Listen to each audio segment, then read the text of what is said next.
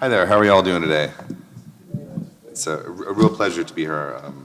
It's an honor to be on the stage, and I just want to express my thanks to all the folks who made this possible. Thank you so much. My name is Matthew Fluharty. I'm the Director of Art of the Rural. We are a national organization. We're based in Winona, Minnesota, which is just down the river here, about 2 hours from where we are, and I'd like to invite you all down there. We have a space called Outpost Winona, which is sort of an open collaborative space, and there's always something interesting happening there, so please feel welcome to join us down there. So what I would like to do for a moment actually is to build off of a number of the really powerful ideas that were just raised, and maybe take you all through a landscape of forced entanglements, but also through that close at a point where we can talk about possible futures and possible strategies towards futures in this age that we're coexisting in. I'm going to speak about the American bottom. Just by a show of hands, have folks been to St. Louis before? Are there folks who've gone? Oh, fantastic. Lots of fellow travelers in the room. The American bottom is referred to in the St. Louis region as the Metro East. So we would go to the other side of the river, the Illinois side of the river here. And the American bottom has been the subject of a project that I've co-directed with Jesse Vogler from the Landscape Architecture Program at Washington University in St. Louis for about 5 years now. And what I'd like to do in the next couple of minutes is just to share a little bit about the American bottom and to share some of our plans for a field station work there, and then to zoom out to St. Louis itself. St. Louis could not exist without the American bottom, so there's a very tangled relationship there, but I want to try to, in a very small amount of time, give a sense of some of the relationships that are present. So the American bottom is a 60-mile floodplain that begins in Alton, Illinois, and ends in Kaskaskia, Kaskaskia being the former capital of Illinois that now is on the Missouri side of the river due to changes in the river, and Alton being the site of the final Lincoln-Douglas debate and also the birthplace of Miles Davis. It's a very important spot for American history in my book. Very briefly, to give you just a sense in a few minutes of what is at stake here. And this word adjacencies, I think, is the word that we use in our work that I think is reminiscent of this notion of entanglements. Just briefly scrolling down, these are just very selected sites in this landscape. We have Wood River, which was essentially farmland until the early 19-teens when Standard Oil turned it into a company town. We have 11 company towns or industrial suburbs, depending on how you would choose to describe it, in the American bottom. We have upwards of 10 Superfund sites as well. You have Collinsville, where 80% of the world's horseradish is created. You have Brooklyn, Illinois, the site of the first incorporated African-American settlement in the country. You have East St. Louis, which last year marked the centenary of the East St. Louis race riots, which by many accounts were the worst race riots in the country. Miles Davis writes very powerfully of the multi-generational memory of that event in his autobiography. And I think for our purposes and for other ways that Bruce set us up, I'll just draw just for a moment on Monsanto Town, which for folks who maybe have been in St. Louis or crossed, Interstate 70 crosses right there. Monsanto Town looks directly at the East St. Louis Arch. It's now called Sauget. Monsanto started a town called Monsanto Town. It has 150 residents because you need 150 residents to be a structural municipality. When Monsanto, well, actually, to back up just one moment, this is where Monsanto began working first in sugar, but then in fertilizer. This is where Agent Orange was created. There are multiple Superfund sites just in that area. When Monsanto began to get in the business of plant science, as we would call it, Monsanto moved to the western suburbs of St. Louis.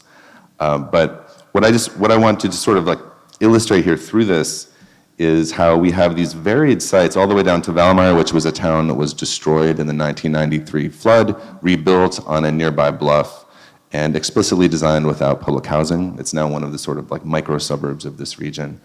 We have all of these varied sites that are touching various points of this sort of sense of time, and they're all right next to each other. There's no way for me to take you to the American bottom right now, but what I can do instead is to point out some of the significant sections of levee and lakes and such. We have Dubois right there, which was where Lewis and Clark crossed the river on their journey. We have just a selection of some of the mound architectures in this region. Of course, Cahokia there, the third from the top, is a UNESCO World Heritage Site. It was the first urban area in this entire region. Most archaeologists, I think, date its decline around 1350.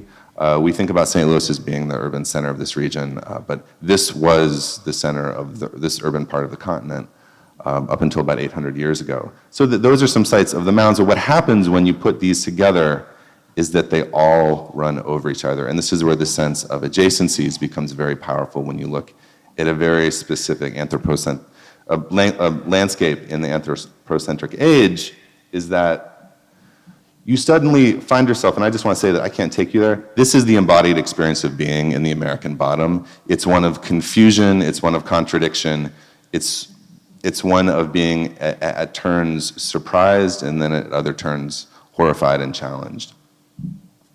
This is the cargo grain elevator right across the St. Louis Arch. It was one of the very early cargo elevators, another moment in this trajectory. This is not the Cahokia Mound, this is the Milan landfill, which is across the interstate from the Cahokia Mound. It's taller than the St. Louis Arch. These are the Cahokia Mound structures. This is a particularly striking image.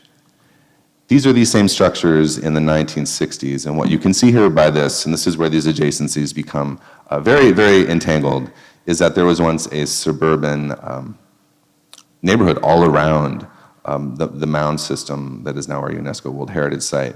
The road you see behind it is Interstate 70. A number of the mounds were actually destroyed to create fill for Interstate 70. Folks who were in those houses found pot shards all over their yard and collected them like knickknacks. You'll see here that all of the houses are gone except for one which is slightly off frame. There's still one suburban home in the Cahokia region. We do have to remind people not to go sledding on these mounds. Yes.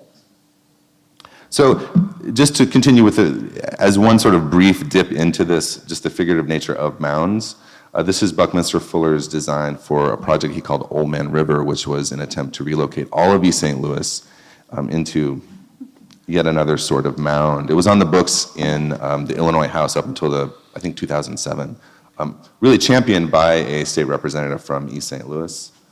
So we have one form of utopia and then another. This is Miles Davis's childhood home in East St. Louis. And then we have other forms. This is Valmeyer. This is where the levee broke, destroying this town in 1993. This is sort of a mid-90s map for the future of Valmeyer, which is now expanded beyond this. It's a totally self-enclosed community with the church, with the bank, with the school, with basketball courts. You can't find basketball courts anywhere in the Metro St. Louis region, but they are in Valmeyer, which we could talk a lot about. These forms of utopia in the sort of age that we're living in are very stark and strange. We have here the National Archives and Records offices, which are built miles into the earth in the bluffs on the far side of the American bottom. So if you're looking for a personnel record, you could head there. You could also head there to find all of the hops that Anheuser-Busch uses to create beer, as well as Little Caesars, Haagen-Dazs, and many other things, kept at sub-zero temperatures deep in the structures underneath the bluff. So these adjacencies are, in many respects, dizzying, but untangling them is challenging, but also gives us some of the pathways towards making, I think, some of the senses that we're challenged to make in this moment. For folks who are interested in learning more about this project, this is our URL, theamericanbottom.org. You can zoom in, and these adjacencies become separated enough that you can read about these individual sites. What our group is really thinking about accomplishing in this field station over the next 2 years is, I think, getting towards questions which were raised initially about how do these forms of knowledge, how can they be communicated, amplified, and enlivened by local engagement and local knowledge itself? What are the, to borrow a metaphor that's too easy, what are the points of convergence and confluence there? So this is one site which will be activated. This is the American Bottoms field station that we operate with the Center for Land Use Interpretation. There's an inside shot there. This is our field office for the project in the Granite City Arts and Design District. They're also partners in this work.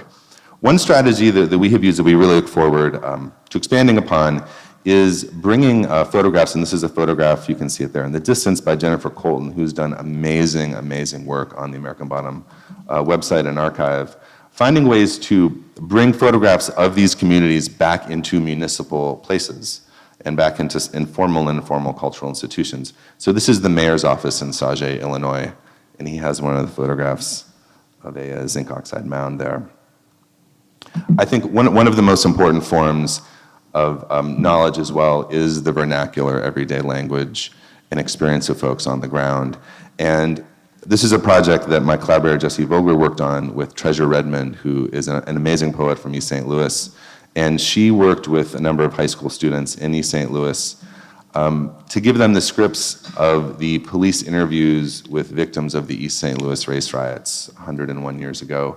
And this is a photograph from the video, which folks can also find on the website, that Treasure produced, of folks reading these transcripts in the sites where those atrocities were committed.